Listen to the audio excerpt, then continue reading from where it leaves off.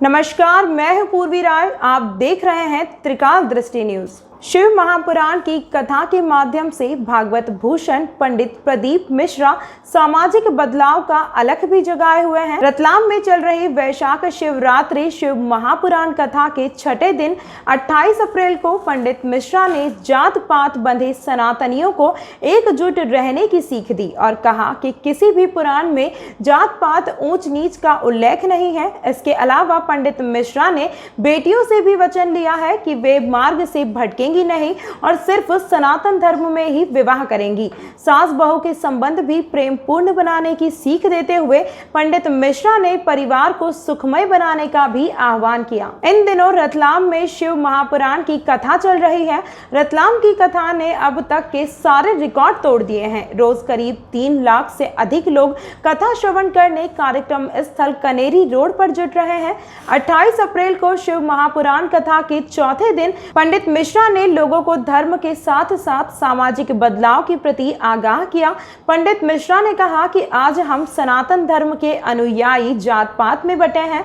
उन्होंने कहा कि कोई मुझे एक ऐसा पुराण या धर्म ग्रंथ दिखाए जिसमें लोगों को जात पात में बांटा गया हो।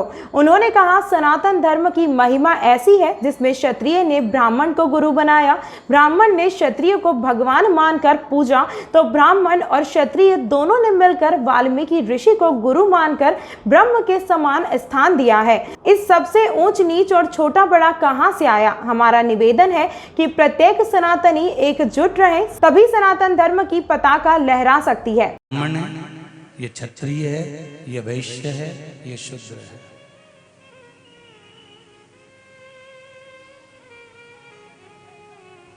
उसके दरवाजे पर तो केवल जन्म लेने वाला एक सनातनी, एक मनुष्य है। उसके पास ना ब्राह्मण है, ना क्षत्रिय है, ना वैश्य है, ना शूद्र है। जाति का विभाजन तो ये राजनीति ने कर दिया। जाति का विभाजन तो आज के लोगों ने कर दिया। जाति का विभाजन तो हम और आपने कर दिया। जाति का विभाजन कभी परमात्मा ने नहीं करा। क्षत्रिय ने ब्राह्मण को गुरु माना है। बोलो सही है कि गलत है? अरे बोलते जाओ जरा रतलाम वालों। क्षत्रिय ने ब्राह्मण को गुरु माना है और ब्राह्मण ने क्षत्रिय को भगवान माना है। क्षत्रिय ने ब्राह्मण को गुरु माना तो ब्राह्मण ने क्षत्रिय को भगवान माना, और ब्राह्मण और क्षत्रिय दोनों ने मिलकर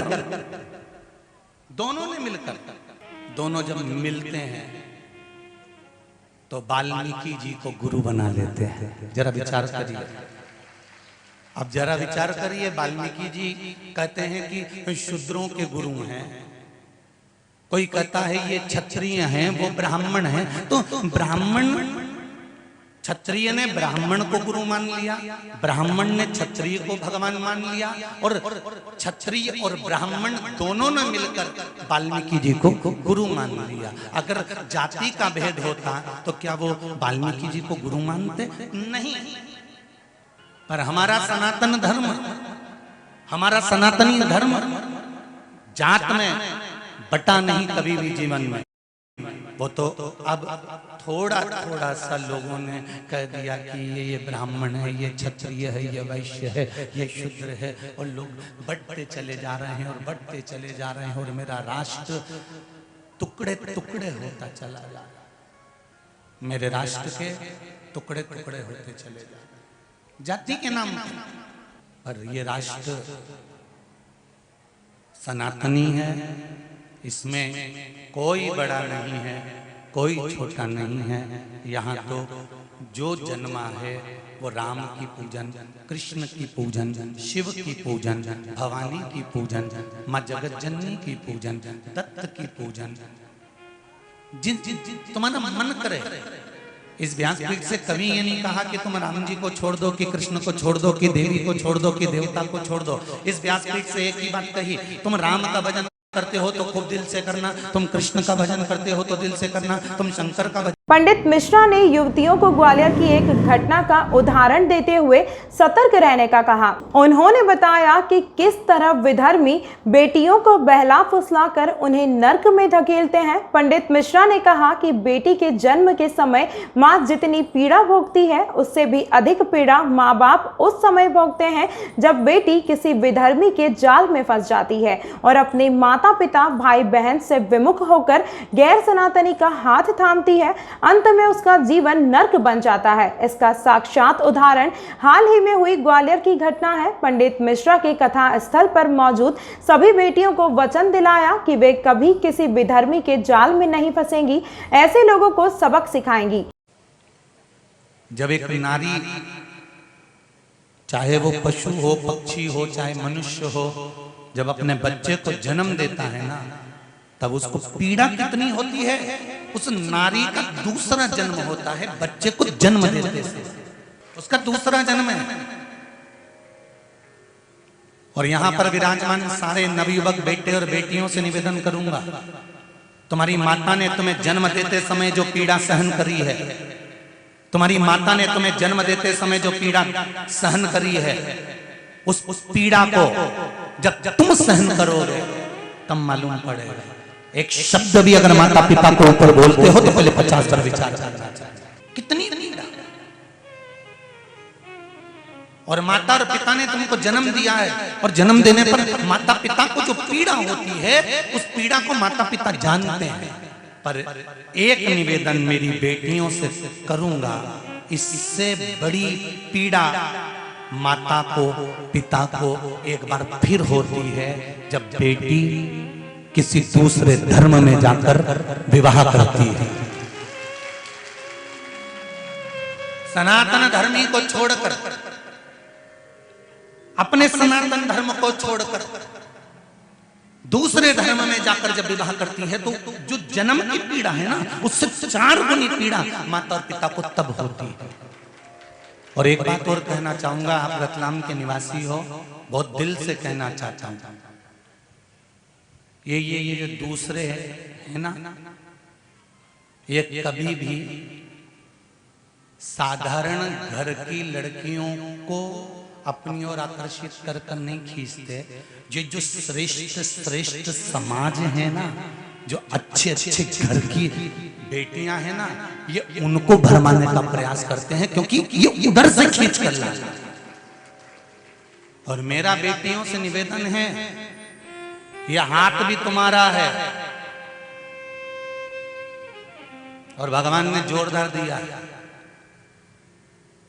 सनातन धर्म को छोड़कर दूसरा धर्म का व्यक्ति भी अगर तुमको गलत दृष्टि से देख ले तो मेरी ओर से पूरी छूट है।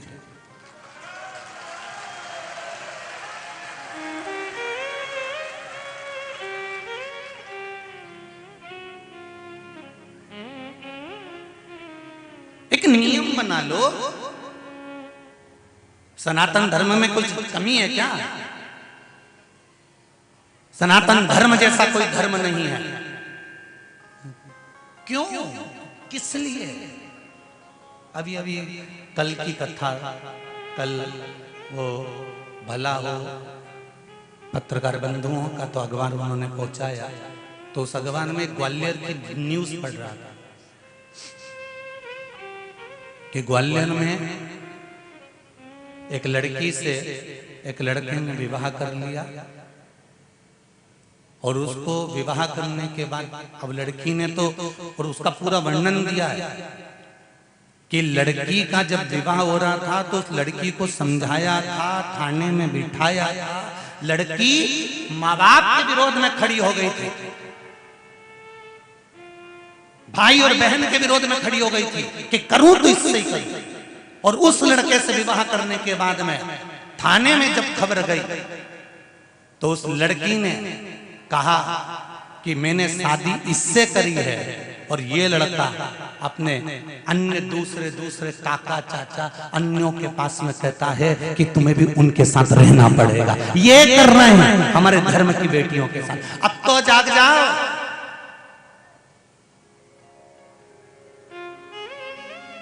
अभी कल की खबर है ग्वालियर, सनातन धर्म से बड़ा कोई धर्म नहीं। उसको हमें आजमाना है, उसको हमें पकड़ना है, अपने जीवन में उतारना है।